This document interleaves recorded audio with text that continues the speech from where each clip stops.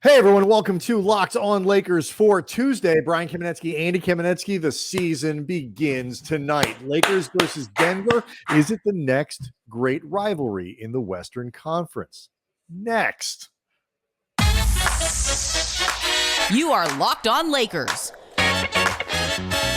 your daily Los Angeles Lakers podcast. Part of the Locked On Podcast Network, your team every day.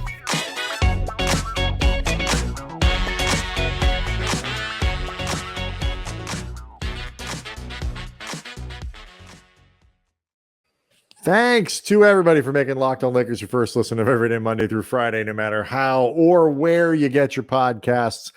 It's always going to be free. It is never going to be behind a paywall. And Locked On Lakers on YouTube is where you and 21,000 plus people can go and hang out and talk about tonight's game. You can't. The first step for 82-0 is winning game one. And that is where I feel things are headed. Great community that is going to be with us this season on the Locked On Lakers YouTube channel. Please, please, please subscribe, become part of that. Talk to us, leave us questions, leave us comments, but more importantly, engage with each other. I want to let people know that today's episode is brought to you by Game Time. Download the Game Time app, create an account, and use the code LOCKEDONNBA for $20 off your first purchase. So we're going to get into some predictions for the season, at least sort of broadly where we think the Lakers are going to finish things out. Andy's come up with some interesting numbers about Anthony Davis in fourth quarter scoring. I am excited about Rui Hachimura for reasons I will explain. Done a total 180 on this Rui thing, and I'll tell you why when we get to our bold predictions. But first, Andy, this thing with the Lakers and the Nuggets, it's not just an opening game anymore, I don't think. It feels like this is the beginning, like potentially of a legit rivalry. One of the first the Lakers have had in the Western Conference. And I say this in part because right now, nobody wants to call it that. Yeah. And I think that's always the first sign. When the games that you're playing become incredibly heated with big time stakes, there's animosity growing, but you're denying that there's significance to them. That, my friends, is the sign of a rivalry. And it's safe to say the Lakers have them going right now. First of all, the stakes. The Lakers took out the Nuggets in the Western Conference Finals en route to a championship in 2020. 2023, Denver returned the favor on the way to their championship that they are now defending. There was a fair amount of talk afterwards on the Nuggets side. Michael Malone seemed very chapped at the idea that from his perspective, people were still talking about the Lakers after Denver had eliminated him. He felt that Denver didn't get enough respect throughout the series.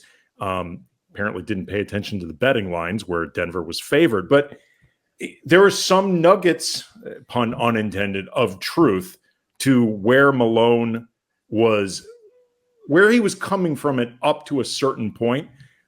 But after that, this has really been on Denver's side, crowing about this. And the Lakers are pretending that they don't care. Make no mistake, they care. And they're making their lying obvious. Yeah. And, it's one of these deals where the Lakers heard what was going on all summer. They heard Malone, they heard the other, and they understand the Nuggets have the thing that they want. The Nuggets have the title, and they're coming after it, and all these other things. They're the hunted, not the hunter anymore. But the year the Lakers eliminated the Nuggets, they come back, and that next year was not one where the Lakers could really build on anything that happened in that playoffs in terms of developing those rivalries, because after that great start, 21-6, whatever it was, the wheels fell off from an injury standpoint, and that team didn't have the luxury of leaning into rivalries, of playing big games. Denver had, if I remember that year correctly, Jamal Murray was hurt that season, like it was. And we were still coming out of the pandemic. You didn't fully have fans in the building at capacity. It just wasn't met. No. This year, And then, obviously the year, the year following, the Lakers were treading water or slightly under, like breathing through a straw to get get oxygen. And it was only that express run at the end. They haven't had this opportunity to be really good and a contender in consecutive seasons in a long time. And one of the things that I was thinking about this today that makes me so excited for this season and for the Western Conference and for a Lakers team that, if players stay on the floor, is set up to be good for a couple seasons now, 2-3 seasons. There's a pathway. You can start to rebuild some of these rivalries and have not just games that are meaningful, but games that get that extra boost because it's totally credible that this could be a Western Conference Finals. And there are about 27 different combinations in the Western Conference this year where you'll credibly be able to say that. But this Lakers Nuggets thing has the potential to be something special. Yeah, and just to set the stage more specifically in terms of why we know that when various Lakers or Darvin Ham downplay the significance of this opening night matchup during Denver's ring night, which is always very emotional for the team, getting those rings. And, LeBron and AD know this as much as anybody. D'Angelo Russell was asked during Monday's practice about this matchup, and he responded, "Who cares? Next game, one game at a time. I'm the wrong guy to ask that. Just another team we're trying to win against. Great TV, but just another team. Obviously, they beat us last, so we want to go down there and take care of business and beat them last. So that's how we want to put it. Simple as that. Sure, you can make it what you want to make it, but we really just want to get the win and build off it." I'm sure that is technically true, except for the fact that D'Angelo Russell is the guy that has come out and said, "I got played off the floor in that series in very high profile, very sobering fashion," which led to this newfound and so far really impressive focus on defense that we've never seen from D'Angelo Russell before, because he's never had this high profile of a failure before, to the point where it may have actually affected him on the open market during free agency. Darvin Ham asked about this and says, quote, during Monday's practice, "We're not emotional about any type of statements or whatever. We're passionate about being the best versions of ourselves. They're one of 29 teams that we're going to have to deal with along our journey. We want to make sure that we go in there with a passion to be great for us, not to prove to the world that we can beat the Nuggets, but be passionate about what we want to be as the Los Angeles Lakers. And they're just one of 29 teams we got to face on our way to trying to achieve the goal we're trying to achieve," which, again, technically true. Yes, except over the summer when Darvin was a guest on Mark Stein and Chris Haynes's This League Uncut podcast, he was asked about Mike Malone and some of the talking and, things that had been said, particularly by Altitude TV's Vic Lombardi during the parade, where he referred to Mike Malone as the Lakers' daddy. And Darvin said, quote, "Oh, wow, you're going to bring up Money Mike, man? The Lakers' daddy, that's what they're calling him now, the Lakers' daddy. God bless his soul. This bleep ain't over. God bless his soul." Sorry, Darvin, you're lying your ass off. This is not just another game. And you know what? Awesome. It shouldn't be. I don't want this to be another game. As they used to say in wrestling, they're going to get it on because they don't get along. Also because the game's on the schedule and they have to play. But I love, the Clippers are going to be more meaningful this year. All the Suns is, I'm just excited. I'm really excited. But this one, what I love is it's not manufactured. No, it's not at all. But there's going to be the opportunity to start manufacturing these games because so many of them are going to be important and all of that. And so I think we're starting with Denver here, and this one's real and it's got something behind it, but we can also build others. And so it's going to be great. Let's get to some bold predictions next. Locked On Lakers is brought to you by FanDuel, and you can enjoy this NFL season with incredible offers from FanDuel, America's #1 sportsbook.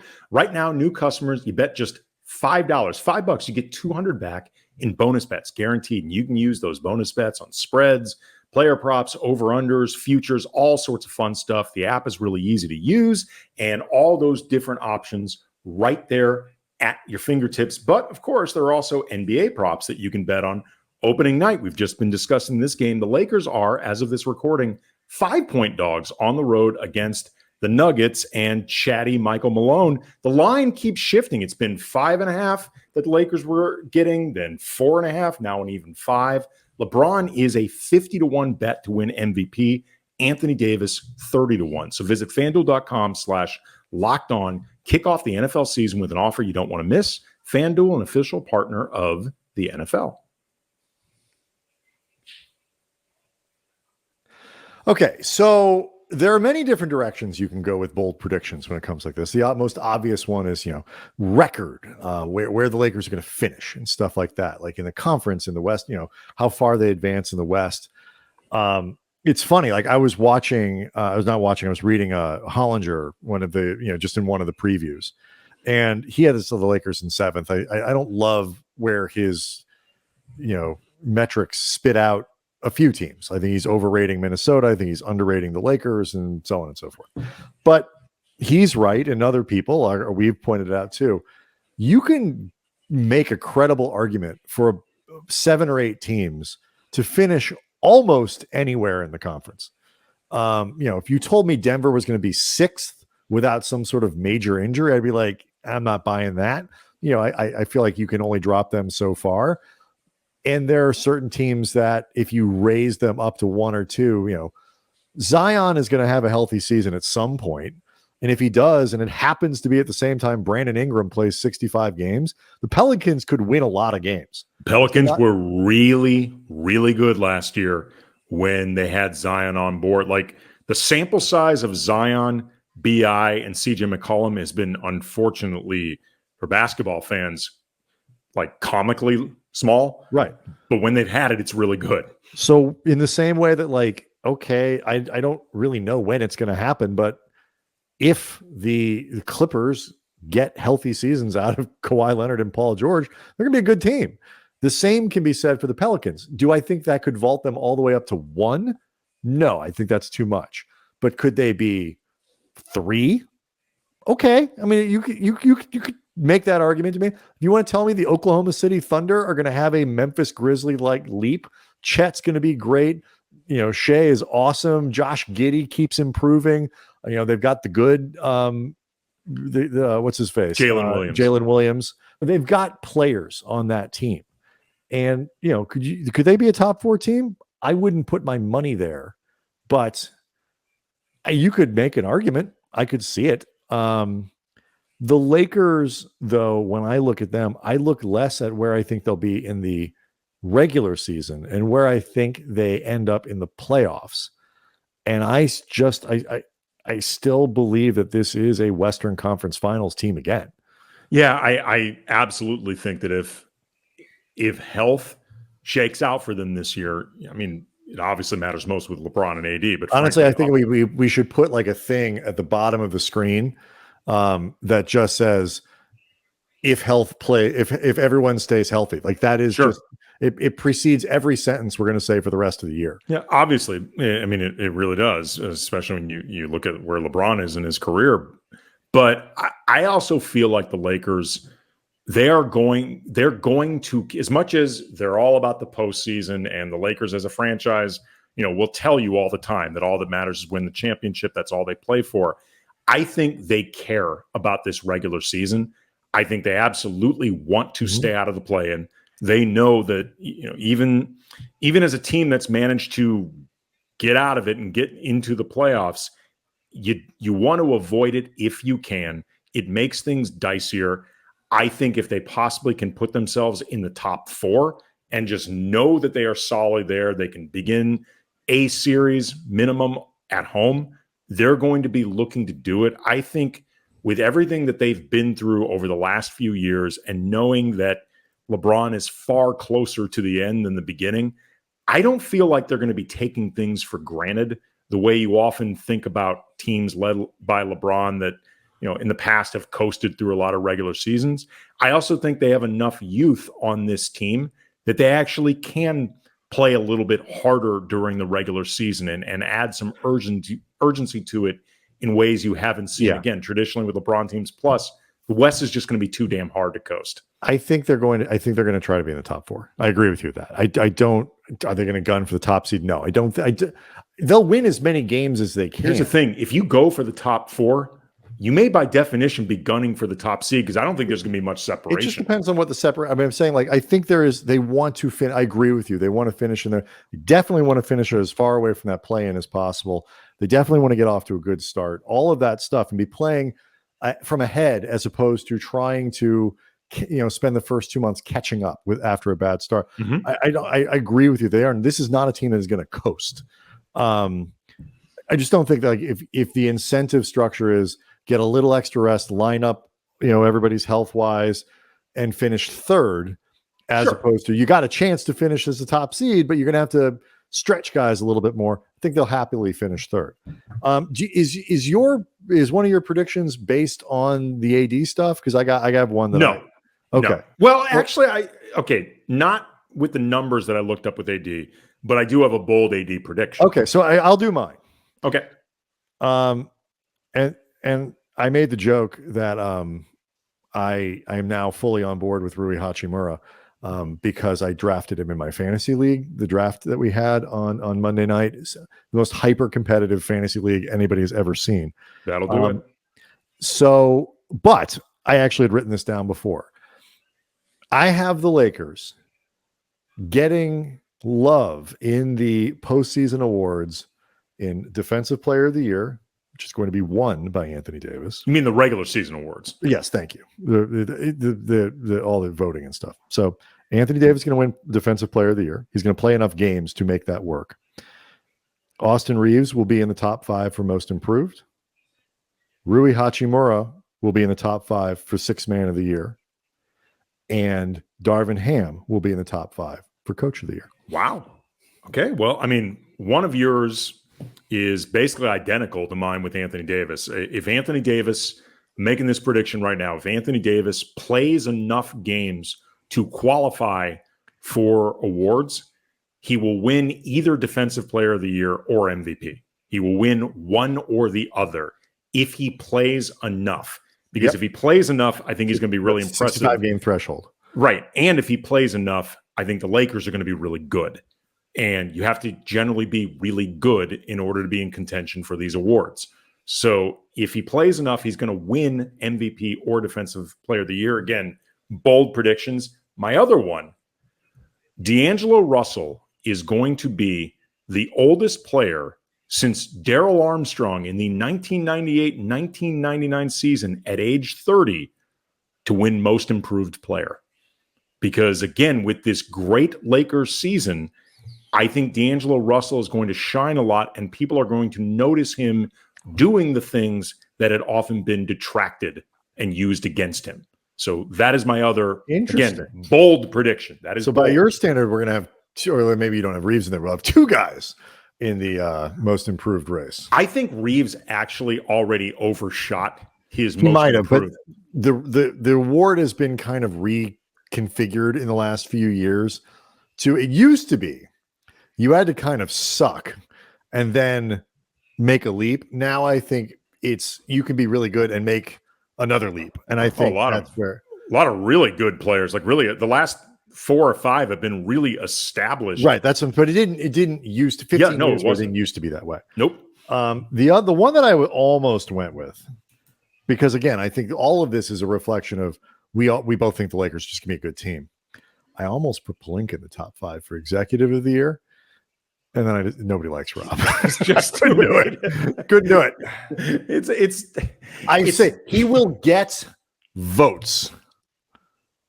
Not enough to finish in the top 5, but he will get votes. I don't know. Do they publish that down to 8 or 9 or 10? I think they do. Yeah. I'm okay. Sure good. They do. Someone will vote for Rob Pelinka, which again is saying something, because as far as I know, everyone still dislikes him. Could I make the argument that Rob Pelinka getting votes would be in its own right more impressive than whoever wins the award?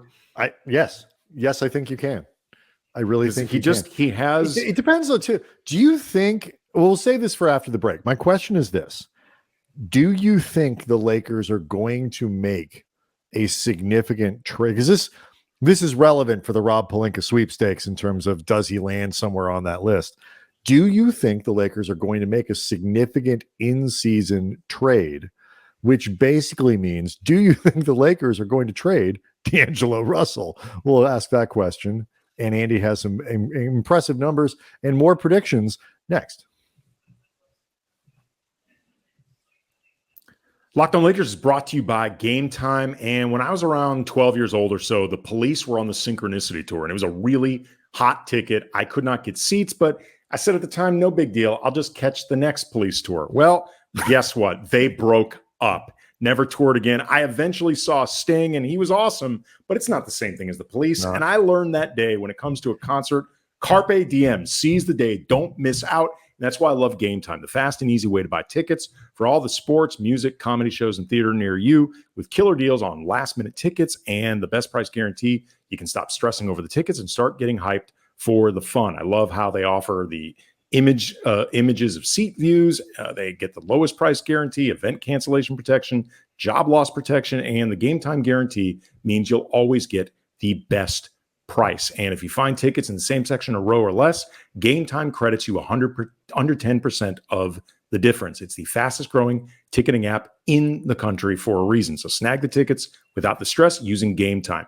Download the Game Time app, create an account, and use the code LOCKEDONNBA for $20 off your first purchase. Terms apply. Again, create an account, redeem the code LOCKEDONNBA for $20 off. Download Game Time. Last minute tickets, lowest price guaranteed. So I get the impression based on your bold prediction about D'Lo that he's not going to be traded during the season. But do you think the Lakers are going to be? They are set up to where they could make moves. They have their pick. That they didn't have to trade an extra pick in the Westbrook stuff. They have tradable contracts after December 15th or whatever it is. D'Lo waived his trade restriction, which he could have kept. That was something that is waived in his 1+1. I don't think though that the Lakers are going to make a big move. They'll tweak, they'll do something, but I don't see a big one coming. If things go as if they're supposed to. That's what I was going to say. If the team is as good as you and I feel bullish about them, there's not going to be an impetus to swing for the fences and to disrupt what is working. Like if things are working, and I guess there's one glaring weakness that you feel like basically caps their ceiling at a point where they can't win a championship, I guess then we'll talk. But it may not specifically be D'Angelo Russell there. You know what I mean? Like it may be that he's playing well enough that he's not a guy that you look to move. Because remember, a lot of the talk about D'Angelo Russell was when everybody assumed that he wouldn't be doing the things that he's talked about doing and so far has been doing in the preseason. So if he makes good on that for the rest of the regular season, he becomes somebody that, frankly, you're not looking to move at all. Like he's somebody that you actually would want to keep in the fold. So maybe it becomes Gabe Vincent. I suppose it could become, Rui Hachimura, future sixth man of the year. Who knows? But if the team is playing at the level that you and I think that they can and should, health provided, I don't see why Rob Pelinka would make that type of move. And I guess if that costs him exec of the year love, so be it. They're not going to give it to him anyway. No, they're not. It's too handsome. Any other you want to do? You have more bold predictions? You want to get to this AD numbers? I don't have any more bold predictions. Do you? Do you have any like milk toast ones or like really like lame predictions? Yeah, I predict that Jared Vanderbilt and Jalen Hood-Schifino will be unavailable for the opening night. Oh, right, housekeeping. Yeah. And Vando is day to day. Jalen Hood-Schifino is going to be reevaluated, I think, in early November. In a week, November 3rd. A week and a half, whatever that. He's going to miss the first week of the regular season, basically. He's got a knee contusion, which otherwise known as a bruise. But I think after the Kendrick Nunn experience, the Lakers are going to take a lot of care with bruised knees, and that developed into a bone bruise. I don't know what they have. Like they're not going to release a lot of information about this. But while it doesn't really impact the Lakers, the Vanderbilt injury obviously is much more important for the day-to-day rotation. And he is sort of day-to-day at this point. The Hood Schifino thing is just much more about, you would hate to see a guy lose 3 weeks of time that he could be playing with the G League and getting game reps and all that kind of stuff, because he needs to play. Yeah. And, and so hopefully, knock on wood, careful with him and then get him back out on the floor and play. Yeah, absolutely. So that, I guess that's my bold prediction / you can bet on this one. If there's still lines out there, I promise you I'm correct. With Anthony Davis's fourth quarter scoring, like we talked on multiple occasions last year and in the offseason about how the narrative with Anthony Davis's inconsistent offense and scoring has been overblown. And I've always said, I think it gets measured consciously or otherwise very often through the prism of LeBron's needs at this age and trying to take that burden off him. Because, AD averaged almost 26 points per game last season, up from the last two. Like any other context, you'd look at him as unfair being LeBron's Robin, but LeBron is at a much more advanced age. But what you and I both thought was perhaps more of a fair ask of AD was more fourth quarter scoring. And it didn't always feel like you were getting as much from him as needed. And, that LeBron's burden maybe could be eased more that way. And, I would be looking for him to step up more there. But then I started looking up some of these numbers, Brian, just not even really to challenge myself. I'm being totally honest. I went into them expecting confirmation bias to make like a point during this show in terms of things I'd be looking for this season. There's a lot here, but I think it's really interesting. And for context, last season, LeBron obviously led the team in fourth quarter scoring, but for the entire season, he was third in the NBA, 8.4 points per game, just behind Kyrie and Giannis, 6 field goal attempts a game in the fourth. After the All-Star break, when he missed a lot of time and the Lakers added some other scoring, he was down to 9th in the league, 7.6 points per game. AD for the entire season, 17th in the league in the fourth quarter, 6.2 points per game. After the All-Star break, basically the same, which to me, just on the surface, led some credence to the idea of AD needing to do more. But then I compared him against his positional peers, against centers, both for the season as a whole and post All-Star break.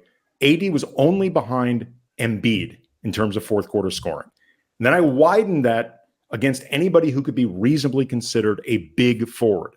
For the season, AD is only behind Giannis, LeBron, Zion, and Embiid, tied with KD. After the All-Star break, only behind KD, LeBron, Jimmy Butler, and Kawhi. The latter two are borderline, but I'll include them for these purposes. So looking at it that way, it feels like AD is actually doing what is asked of him, graded against bigs, big forwards. To some degree, he's a prisoner of needing to be fed the ball. It's a guard-driven league. They're often who traditionally close out minutes, ball handlers, stuff like that. But then I thought about this, okay, but what about in terms of what LeBron specifically needs in the fourth quarter? Like, how does he do? And LeBron's fourth quarter's field goal percentage is 49%, the second low of his quarters. And it's not even three-pointers bringing him down. Relatively speaking, his three-point shot was fine in the fourth. AD, 56% in the fourth quarter. Among forwards, top 20 in field goal attempts, the only one higher was Zion. So I'm like, okay, here it is. Here's the proof. LeBron is struggling in the fourth. The old man's getting tired. He's bringing down the offense with him, except compared against guards or guard-like forwards, Luka, DeMar DeRozan, Paul George, Tatum, forwards who do guardish things. LeBron's 49% is one of the best across the league, even if it's one of his worst. And then, I kept rechecking this because I'm like, there's no effing way this could be true. The Lakers last season, by NBA.com's metrics, the best fourth quarter offense in the league. Highest offensive rating, highest overall field goal percentage. And it wasn't even a matter of post All-Star offense doing doing a heavy lift. They were really good pre All-Star break. Now, how much of that do you think was them coming back from 36-point deficits, which they did have a tendency to do? But that's shocking, right? That's shocking. I'm surprised by all of those things that came out of your mouth. Isn't that fascinating? It is. I don't remember it being that. No, neither do I. Neither do I. Okay, you have a better memory for stuff like this than I do. Things fall out of my brain the instant I do not need to remember them anymore. Mm-hmm. You're better at me. Like, oh no, it was 3 seasons ago they did X. I got to look all that up. I'm also a true Lakers fanatic that plays some role in it. And so I'm glad that was surprising to you too, because I don't remember that. I don't remember it being that way. No, again, I think it all could AD do more fourth quarter scoring? Sure, it would be great. And maybe there's more of a middle that could be met. But I think it goes back to my original theory of so much of this is just viewed through the prism of what we think LeBron needs, and also just wanting to see AD go out there looking like he's always destroying worlds. Well, this is the hard part about Anthony Davis winning MVP is the goalposts. And we've done shows about this. We're going to do more. I genuinely believe, and this is, not homerism, the goalposts on Anthony Davis move more than any other star player in the league. I absolutely believe. I'm sure we've been guilty of it. Yeah. Although I think we're trying to be better and we're trying to be more conscious of it. Going back to last year, I think there was a moment for me, at least, when I was like, wait a second here. Let's gone too far. And I think since then I've tried to be much more balanced in that. But the bar, it moves for everyone. And, certain players, the longer Luka doesn't win a title, or, there's still sort of a bottom half Western Conference team, fringy playoffs, whatever, people are going to lose a little patience with all the numbers that he puts up and this and that. The bar moves for all stars. As I like to say, Kobe had to win, for a lot of people, his 4th championship to win a first. Exactly. That said, I just think the bar moves on Anthony Davis more than it does anybody else. Absolutely do. Who wins tonight? Lakers. I agree.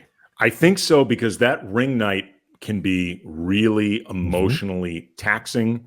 And I think the Lakers, despite all their denials, want to come out there and make one mother of a statement. I really do.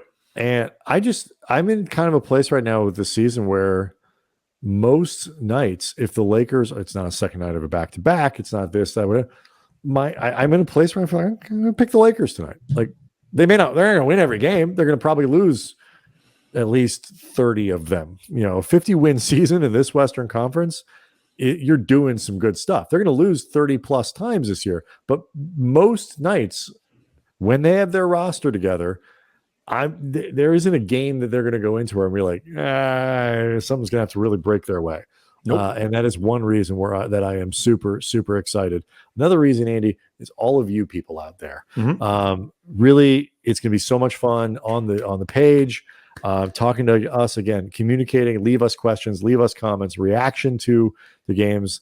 We're going to try to, obviously keep as much content up on the site and breaking news, all of those things in 5 days a week, plus bonus stuff throughout the season. So let's do this.